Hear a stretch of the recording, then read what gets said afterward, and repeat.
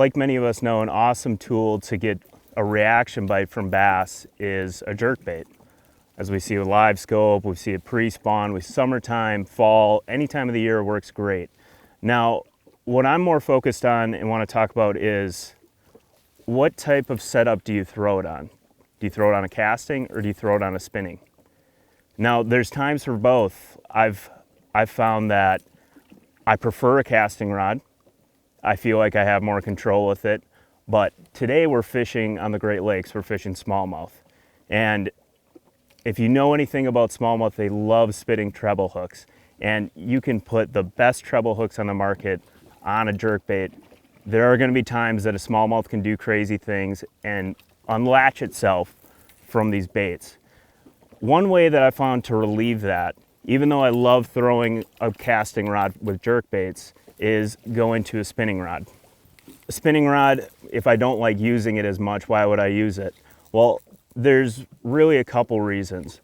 One, with a spinning rod and a free spool like a spinning reel, I can make bomb casts on places like the Great Lakes where these fish have seen pressure.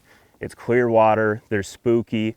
And two, most importantly, I can rely heavily on a smooth drag to allow those fish, give them movement and freedom with a bait, rather than, you know, something herky-jerky where you're using, say, your thumb, or maybe not as consistent of a drag out of a casting reel, where a spinning reel, a nice spinning reel, has that buttery drag. Also too, I like using a rod in that 7 foot range where I can still make a pretty far cast with the bait, and also like something with a spongy tip. This is a middle of the road model from St. Croix. It's got good sensitivity, but it's a slower, duller blank. So those fish, when they're thrashing and they're shaking their heads and making those surges, it's gonna have a lot more give than a more sensitive rod. It's not something that you need to be sensitive or have an expensive rod with, but something that has some play with it, a little bit of give in the tip, and a long enough rod that you can actually bomb these baits over flats. So diving deeper into the setup, I like at least a 3,000, sometimes a 4,000 size reel. You'll just get a little bit of extra casting distance off that big spool. And line. Line is just as important. I don't go over 10-pound line. Why?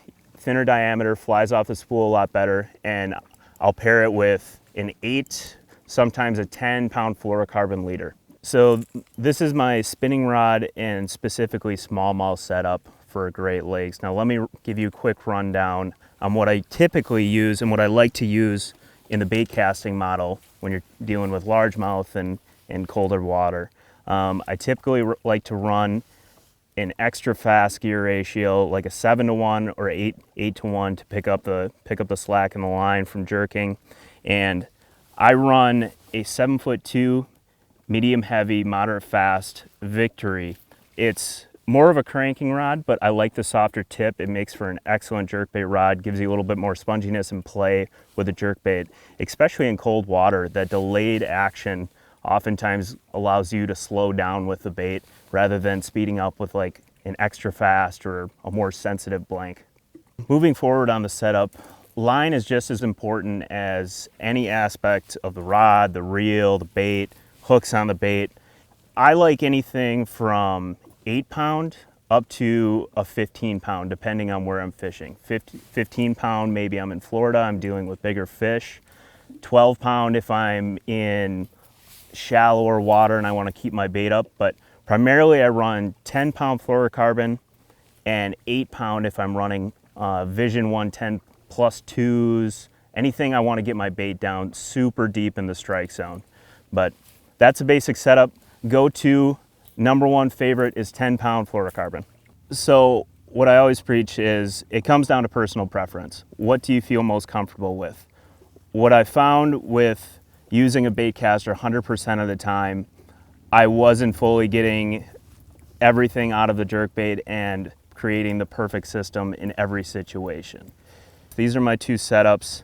I still use a bait caster about 95% of the time, but in those situations where you're dealing with smallmouth on the Great Lakes and need to make long casts, this definitely gets a nod in my eyes.